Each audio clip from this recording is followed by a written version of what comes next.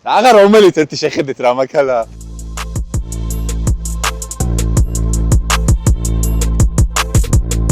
როგორი ჩამოვიდა და რამდენ ხანში ჩამოვიდა და ვაფშე რა დაგიჯდა რა აქამდე ეგეც გითხარ. შევიძინეთ სავალის დაზიანებით, მცირე გარბენით, ფოთამდე დაჯდა სადაც $8,000.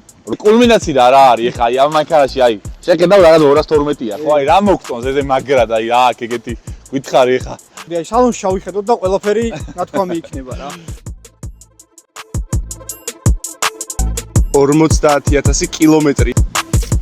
იან მოვლით. ფაქტიურად ცენტრის ავტომობილია, ხო საბა? ძალიან მაგარი ვარიანტია ამ ფასში. 1 ცენტში მოუწია კიდევ ეგრე გამოდის ხო? ფაქტიურად ცენტრი ყიდვა. მოკლედ ეს არის მეგობრებო ჩვენ ჩამოყვალი Mercedes-ი 2016 წლიანი. ხედავთ როგორ მდგომარეობაშია.